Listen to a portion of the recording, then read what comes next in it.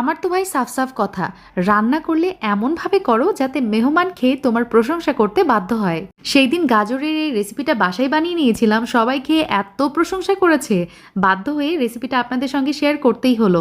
গাজর ব্লেন্ডারে ব্লেন্ড করে নিয়েছি, তারপরে স্ক্রিনে দেওয়া উপকরণগুলো একে একে দিয়ে দিচ্ছি। বলক চলে আসলে সুজি এবং ময়দা আমি অ্যাড করে দিব। আর এখানে কিন্তু ময়দা এবং সুজিটা এই মিষ্টির বাইন্ডিংয়ের কাজ করবে। এখন ঠান্ডা হয়ে গেলে আমি গাজরটা সামান্য তেল দিয়ে মথে নিচ্ছি। তো এটা সাইডে থাক, এই রেসিপির মেইন হিরো যেটা, এটার পুর, সেটা আমি তৈরি করছি। এই পুরটা দিয়ে এই মিষ্টিটা খেতে এত মজা লাগে। নারকেল, চিনি, গুঁড়া দুধ, ঘি, পানি, ব্যাস আমার পুর রেডি। এখন গাজরের ডো থেকে আমি এভাবে ছোট ছোট বাটি করে নিয়েছি, তার মধ্যে নারকেলের পুরটা দিয়ে দিলাম, হাত দিয়ে এভাবে গোল শেপ করে দিব।